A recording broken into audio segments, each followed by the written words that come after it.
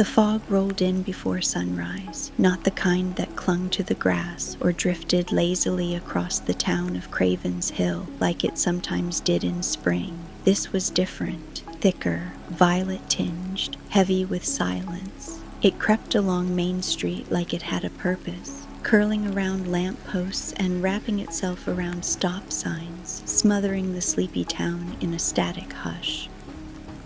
Morgana Blake noticed it first. She had insomnia again.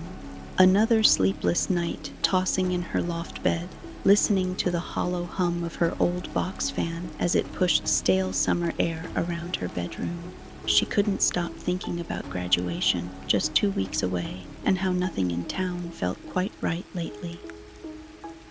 Not since the building appeared. From her window, she could see it now, sitting in the lot that used to be Delaney's Groceries, a dusty, abandoned corner on the edge of town. But there it was, glowing faintly through the fog. Channel 8, news station. Its glass walls shimmered strangely, tinted violet like oil on water. No one remembered seeing trucks or workers or any sign of construction. It had just arrived. The building was wrong. Too modern, too smooth, like it had been poured into the earth instead of built. It pulsed faintly under the glow of a single flickering light above the entrance. A thick cord of static electricity seemed to hang in the air around it. Morgana shivered. No one ever saw anyone go in or out, and yet the lights were always on. Why is there even a Channel 8? Blade had asked the night before as they sat on the hood of Draco's rusted Pontiac Firebird behind the diner.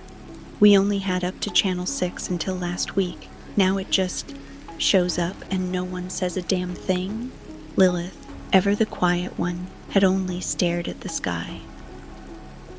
The moon that night had a strange sheen to it, a pale violet ring bleeding out from its edges like a bruise forming in the sky. Morgana remembered how still everything felt, not peaceful, more like paused.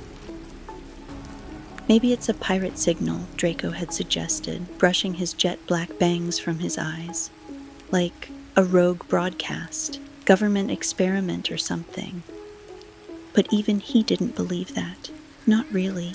The truth was, no one could explain it. The local news anchor retired 10 years ago. There hadn't been a Craven's Hill local station since before any of them were born.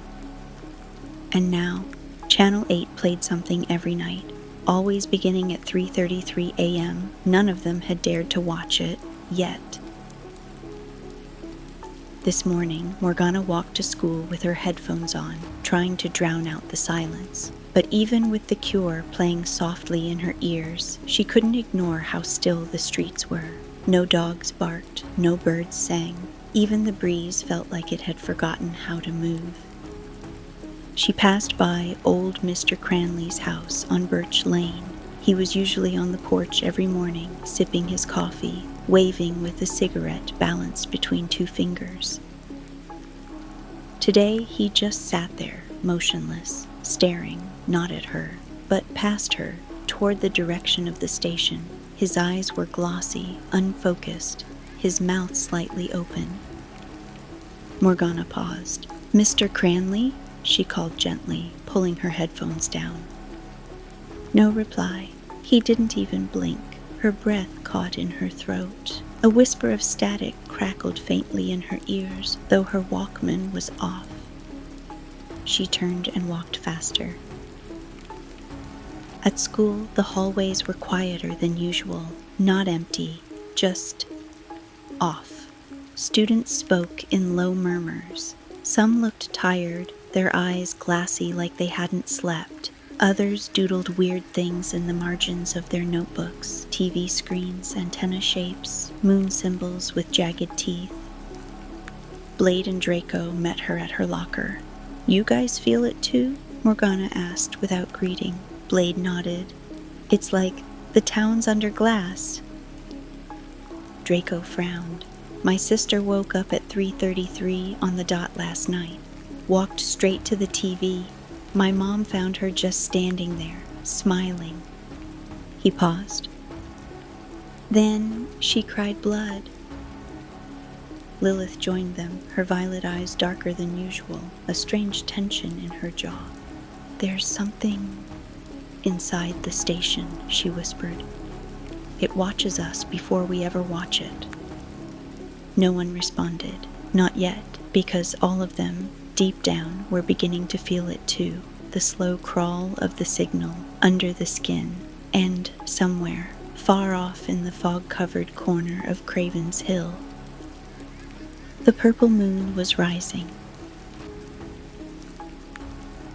It started the next night. Morgana woke up drenched in sweat at exactly 3:33 a.m., not from a nightmare. There was no dream, only a sound, a low-frequency hum vibrating from the corners of her bedroom, like the sound a TV makes when it's on but muted, a whining, high-pitched whir that felt like it was seeping through the dry wall. She sat up. The light outside her window was wrong. It was supposed to be night, but her room was softly illuminated with a glow that pulsed like a heartbeat, dim, then bright, then dim again. She pulled her curtain aside and gasped. The moon was purple, no longer silver, not even bruised or tinted. It was glowing, vibrant, and wrong, a perfect sphere of soft, fluorescent violet that buzzed at the edges like static. Clouds passed beneath it like they didn't dare touch it. Her backyard was bathed in that same glow, turning the trees into silhouettes, casting long, inky shadows across the grass. She wasn't dreaming. She couldn't be. But then she saw her neighbor, Mr. Halberd, floating. His feet hovered 6 inches off the ground in his bathrobe, body stiff as a statue. His arms hung limp at his sides, head tilted slightly toward the sky, staring at the station in the distance. Morgana pressed her hand to the window in disbelief. Then his head twitched, not turned, twitched, like a bad frame skipping forward on a damaged VHS tape. And then he slowly turned his gaze toward her window. She stumbled back, heart pounding so loud she swore it overrode the humming. Outside, Mr. Halberd didn't move again. He just stared. At school, everything was worse. No one mentioned the sky, not the teachers, not the students, not the principal. It was like no one could see it anymore. Draco looked pale as he met the others in the stairwell between periods. "My mom didn't go to work," he whispered. "She's just sitting in the living room watching Static. When I tried to talk to her, she said I was interrupting the ceremony." Blade nodded grimly. "They're calling it the broadcast now. My dad said it was sacred programming and told me I wasn't welcome in my own house until I respected it." Morgana shook her head. "It's not just some culty signal. It's spreading, fast." Lilith didn't say a word. She looked like she hadn't slept in days. Her skin was pale, almost translucent, under the flickering hallway lights, and a strange symbol had been drawn in black ink across her wrist, a circle with antennae-like lines sticking from its top. She didn't remember drawing it. "You okay?" Morgana asked gently. Lilith met her gaze. "I saw the moon blink." "What?" Lilith's voice dropped to a breath. "It blinked at me." That night, the sky didn't go dark. The sun set, but the purple moon rose brighter than ever, now large enough to cast moving shadows in the streets of Craven's Hill. People began sleepwalking in the glow. They drifted toward the town center. Some carried their televisions with them. Others dragged cords behind them like leashes, their eyes wide and vacant, purple reflections pulsing in their pupils. The 4 teens climbed the hill above the cemetery and watched in horrified silence as a procession formed below. Nearly 30 townspeople, all in night clothes, marching slowly toward Channel 8. None of them spoke. Not one. The station's purple windows glowed brighter the closer they got, like the glass fed off the presence of the watchers. A soft, rhythmic voice pulsed from the air. They couldn't hear words, just syllables. Repeating. looping, invading. Cha-nel 8, Cha-nel 8. Draco gritted his teeth. We have to do something. This isn't a signal. It's a disease.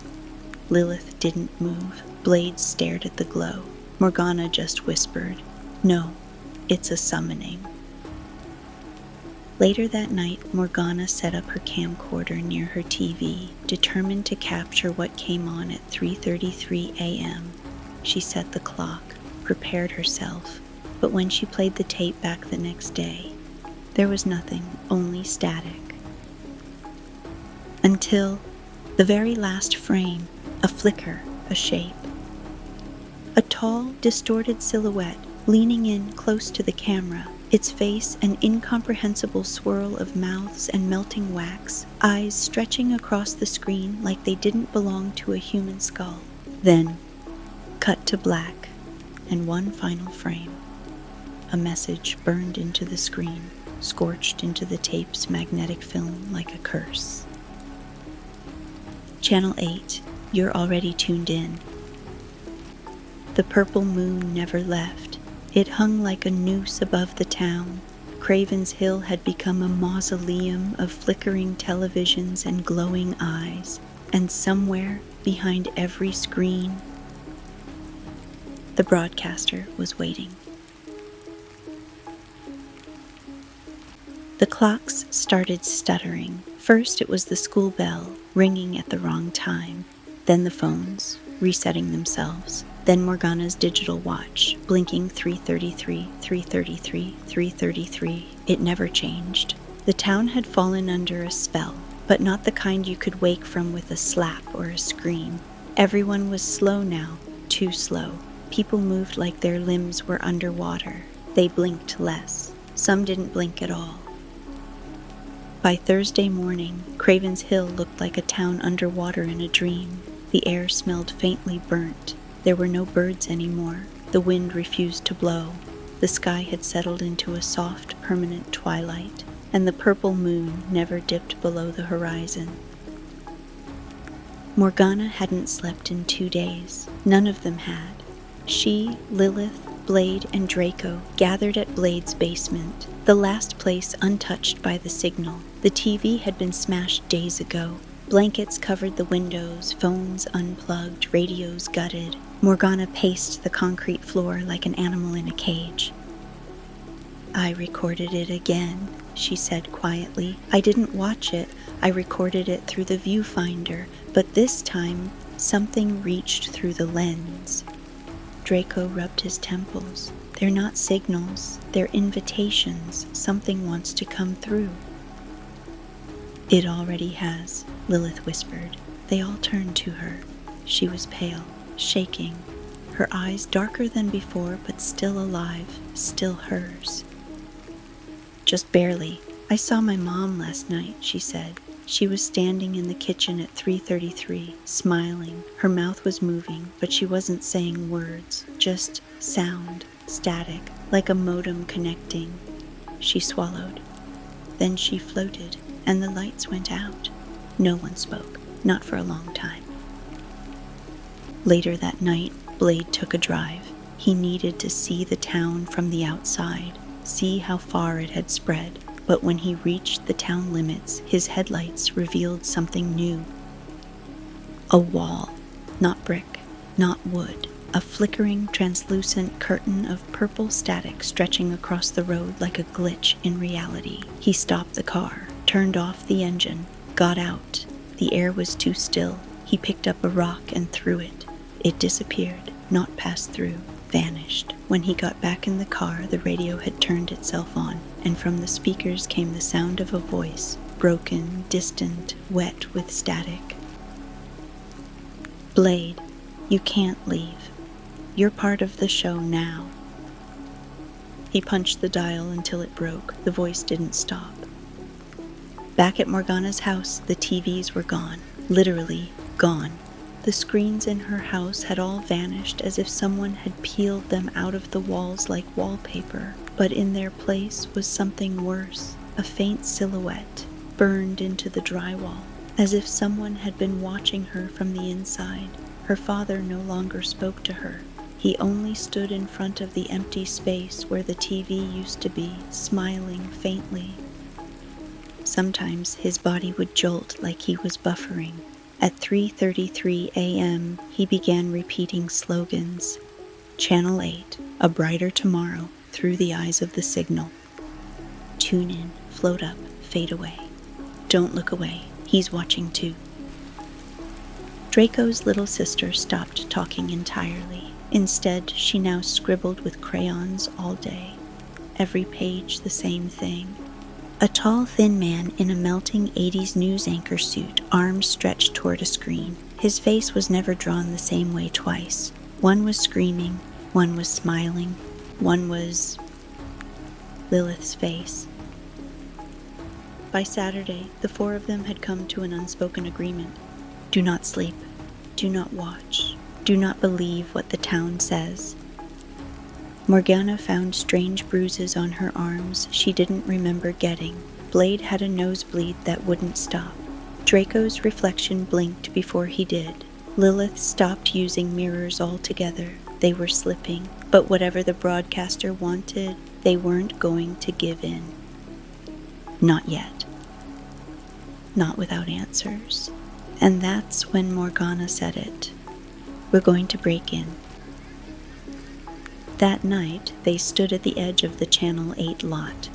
The building hummed like a living thing. Its purple windows blinked with every heartbeat.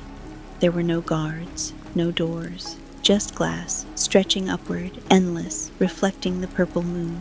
Draco stepped forward, and the static in the air shivered like the building was excited. They were about to try and find a way in when Lilith suddenly gasped, falling to her knees. She clutched her head, trembling, eyes wide with horror. What is it? Morgana knelt beside her. Lilith's voice came out in a whisper, barely human. He's inside the screen, but he's looking for a way out. And then, from the tower above the building, a flicker of movement, a silhouette.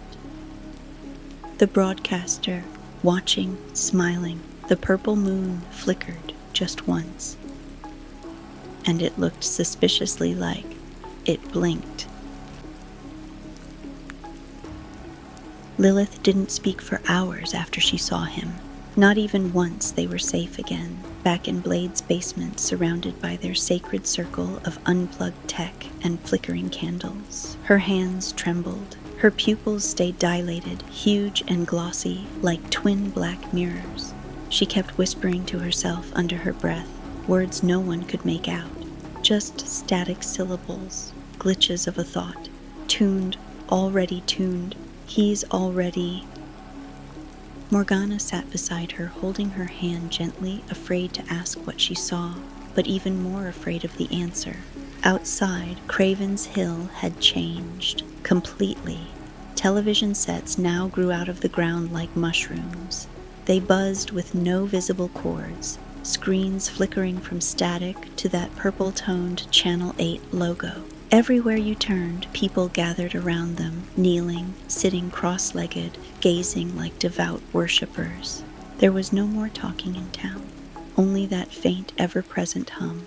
Blade had driven past the grocery store earlier and found rows of people standing in the aisles, unmoving, clutching empty cans, staring blankly into security camera monitors mounted in the corners. Draco passed a group of small children sitting in a circle around a portable TV, smiling, nodding in unison to a screen full of snow.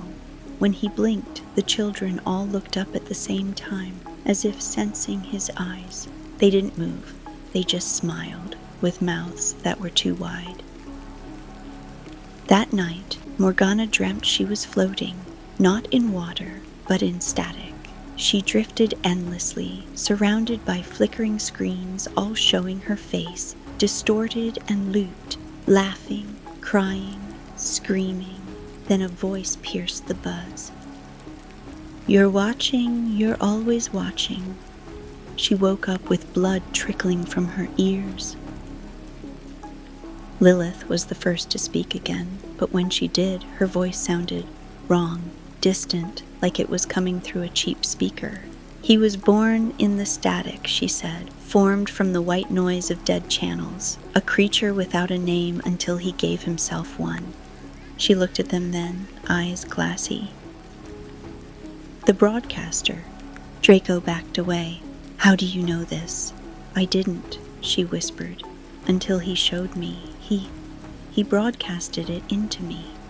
Blade swore under his breath. Morgana leaned in. What does he want? Lilith looked up, and this time her voice was all hers again, soft, shaking. To be seen. Forever. He needs watchers. And when you watch long enough... She stopped. Her lip quivered. You stop being you. That night, Morgana tried one last experiment.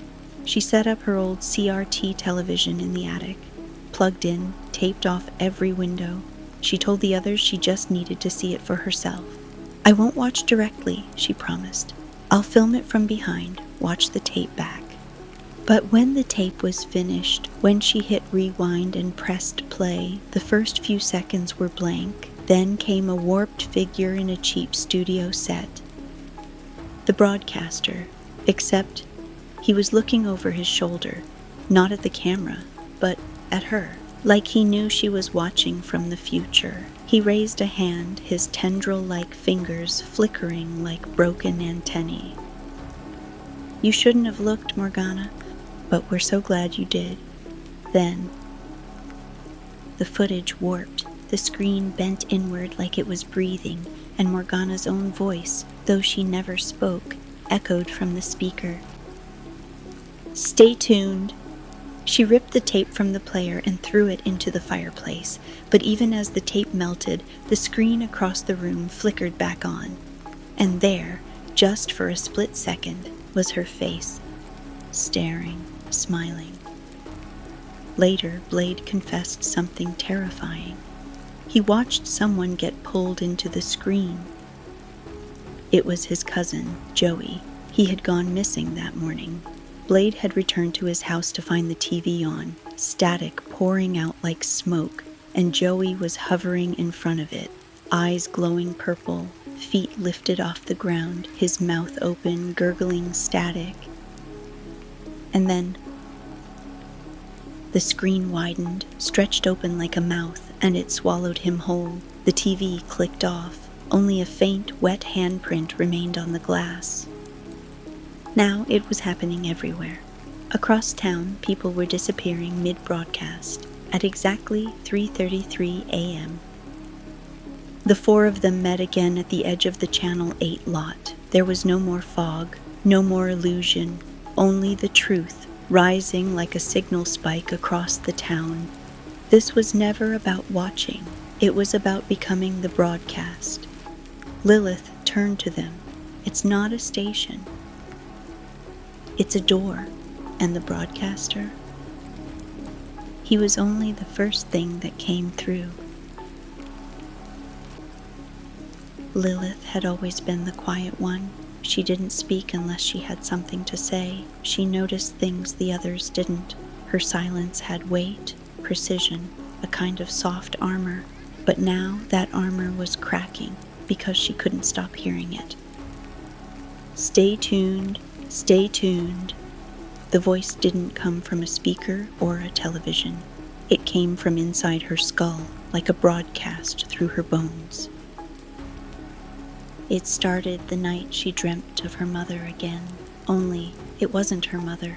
It wore her face, her smile, her perfume. But its head twitched too fast, like frames skipping forward. Its fingers flickered in and out of reality, like corrupted pixels. When it opened its mouth to speak, only static poured out. And behind it, towering over the dreamscape, stood the broadcaster. His head scraped the ceiling of the sky. His news anchor suit shimmered like oil, shifting in texture and color, never staying real. His face was an ever-changing glitch of flesh and mask and noise. He looked down at her and said her name in 10 overlapping voices. Lilith. She woke up mid-air, levitating above her bed, body arched like a puppet yanked on strings. Every device in her room was on, her dead phone, her unplugged radio, her broken TV, all humming the same wordless lullaby of static and the purple moon outside. It was no longer round. It had an eye in it, watching her. That night, Lilith made a choice. She left her house barefoot, carrying nothing, drawn, possessed, or maybe just curious. The others didn't know she was gone until it was too late. She stood in front of the Channel 8 building, bathed in that unholy violet light. No one else was around. No people, no cameras, no signal. Only silence. And then the glass shivered, not cracked, not shook. It shivered like a living skin. A hum vibrated through her ribs. Her vision stuttered, her ears filled with white noise. And then the glass opened, just enough for her to walk through. Inside, it was cold, too cold. The walls were lined with stacked televisions, none connected to anything. Each screen displayed a different version of her face, crying, screaming, aging, decaying. She walked past them, through a hallway that stretched longer with every step, until she reached it. The broadcast room, a soundstage drenched in violet light and shadows. Fake desk, microphones, a wall of glitching screens looping segments that shouldn't exist, news stories that never happened. Craven's Hill declares loyalty to the signal. 4 teens vanish in static terror. Purple moon heralds the new age. Lilith backed away, and then he stepped forward. The broadcaster, slender, monstrous, wearing the decayed skin of an old-fashioned anchor suit, warped and flickering like corrupted film stock, his head tilted sideways with a stomach-churning crunch, revealing a face made of screaming mouths, melting wax, and swirling white eyes that blinked on and off like broken neon signs. "Lilith, where are you so glad you tuned in?" Lilith tried to scream, but her voice cracked with static. The broadcaster's arms rose, and from the ends of his sleeves extended antennae-like tendrils, flickering like TV snow, reaching for her. "You see the waves now, don't you?" The lights exploded, the screens warped, and Lilith fell backward into nothing. When she woke, she was lying in the middle of the high school football field. The scoreboard blinked 3:33 in a purple hue. Her arms were scorched where the tendrils had touched her, and in her palm was a VHS tape. Unlabeled, just black plastic and a single phrase etched into the spine with something sharp. Episode 1. She rejoined the group in the basement later that night. The others froze when they saw her. Her eyes were bruised at the edges, her skin cold, but her voice, clear, steady, and more haunted than ever. "It's not a channel," she whispered. "It's a god, and we're inside its signal." And somewhere in the broadcast room. The broadcaster sat behind his desk of bones and cords. He adjusted his tie, smiled, and stared into the camera. Next time, we go live. They waited until the moon blinked again. It only happened once every 3 nights, so quick you could miss it. But when it did, the air grew colder, the fog thickened, and the hum in the ground stopped for exactly 33 seconds. That's when they ran. No plan, no real weapons, just flashlights, a tape recorder, and each other. The glass facade of Channel 8 didn't crack or slide open this time. It shimmered, and then it was simply gone. They stepped through and immediately regretted it. The building wasn't a building, it was a broadcasting tomb, a warped maze of decaying studio sets and impossible hallways that twisted like intestines, floor tiles bent upward like teeth. Lights flickered from above with no visible source. The walls were sweating a black, sticky liquid that smelled like melted plastic and singed film. The silence wasn't silent. It pulsed, like the building itself was breathing. Draco passed a hallway lined with flickering televisions stacked 5 high. Every single screen showed him a future version, sitting in a news desk chair, smiling wide, eyes glowing, whispering nonsense into a mic. He stared. The version of him on the screen turned to look at him and smiled wider. "You've already reported it, Draco," he screamed and threw the flashlight at the screens. They didn't break. They just blinked off, then back on with a different face. Morgana's. Lilith kept touching the walls like she was trying to read Braille in static. She said nothing, but her fingers trembled. Blade moved faster than the rest, urging them deeper. They passed through. A soundstage made entirely of glistening cassette tape walls that stuck to their clothes like spider silk. A hallway filled with televisions playing episodes of shows that had never aired, but starring their families, each episode ending in a grotesque transformation or death. A green room where the makeup chairs were made of vertebrae and wire, the counters littered with rotting headshots of townsfolk long vanished. Then they found it. The editing room. Inside, a wall of reel-to-reel machines looping magnetic tape made of skin, real skin. Nails embedded in the strips like tracking marks. On the wall, scribbled in black ink. "You can't rewind what's already aired." They found names etched into the machines, hundreds, thousands, including Lilith. Draco reached out to unplug one of the reels. The tape screamed. Morgana pulled open a final door marked Control Room. Inside was a broadcast desk, but no one sat behind it. Just an empty seat, a microphone, and 4 televisions on the wall. Each displayed one of them. Morgana, Lilith, Blade, Draco. All floating, all smiling, all empty-eyed. A label blinked beneath the monitors. Scheduled live airing, 3:33 a.m. They ran, but the hallway they'd come through was gone. In its place, rows and rows of audience seats, filled by people they knew, friends, family, teachers, all clapping in unison, eyes blackened, hands raw, staring straight ahead. The group turned around, and that's when they saw it.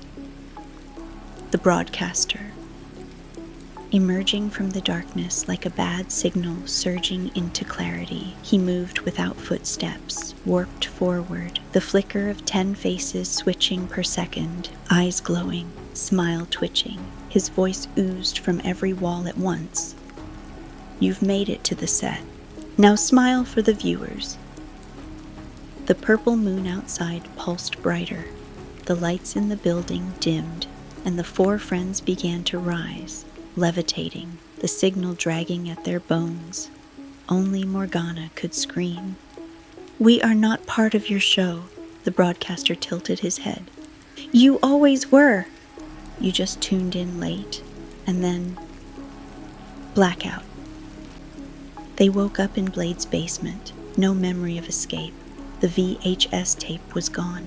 Their bodies were sore, burned in places, bruised in shapes that looked like antennae. On the wall above them, written in dust. Next episode airs tonight, and on Morgana's arm.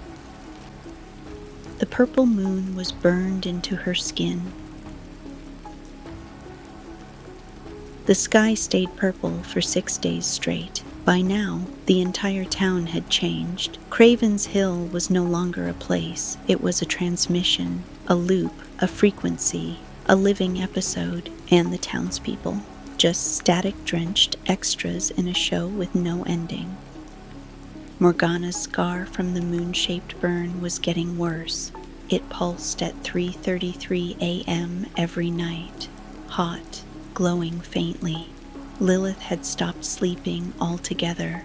not out of fear, but because her dreams were leaking into reality. Blade's eyes now flickered purple in photographs, even though he couldn't see it in the mirror. Draco started hearing his own voice coming from dead radios. Then, they found it.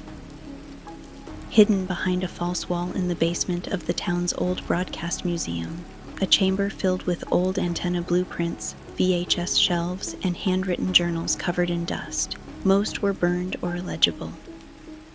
But one journal remained intact. Inside were pages documenting Project Anchor, a secret Cold War-era experiment in frequency-based possession. They had been trying to open a portal between our world and another frequency of reality, a plane of pure thought, pure signal.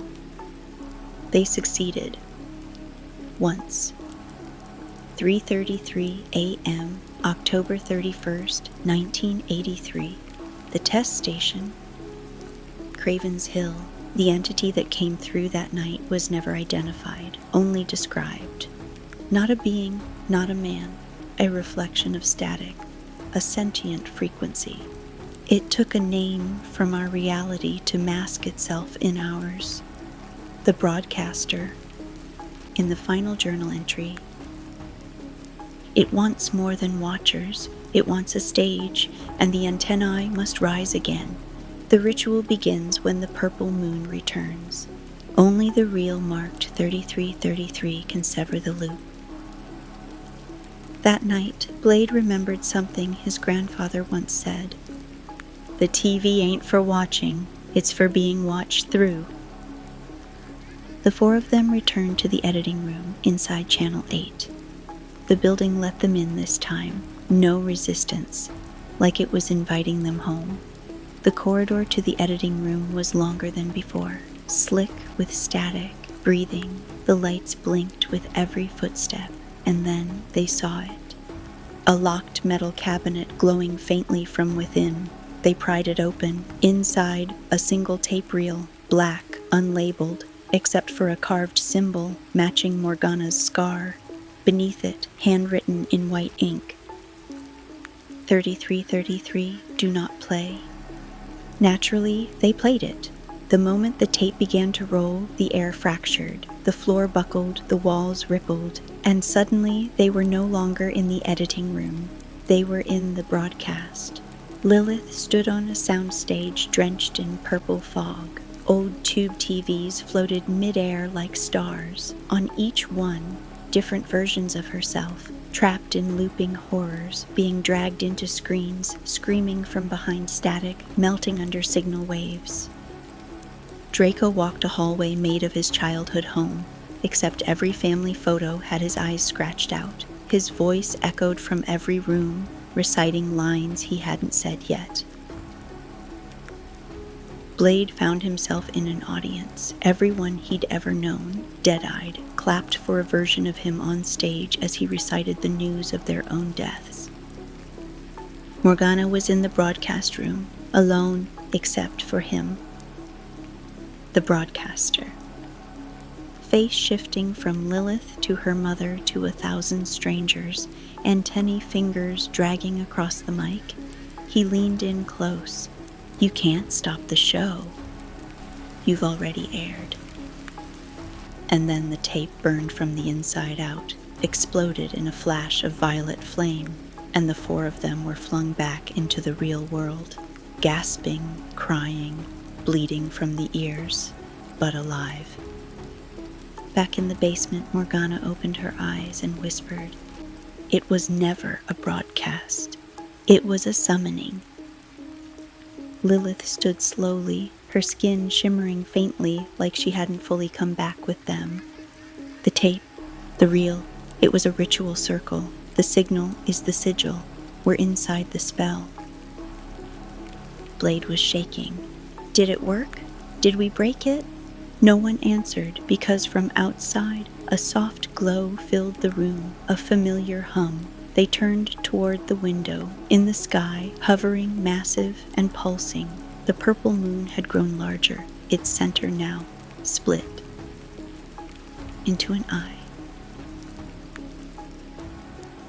For For the first time in weeks, it was quiet. The static was gone. The TVs were dark. No one floated outside their homes. No one stood motionless in the streets. The moon, though still stained purple, no longer glowed.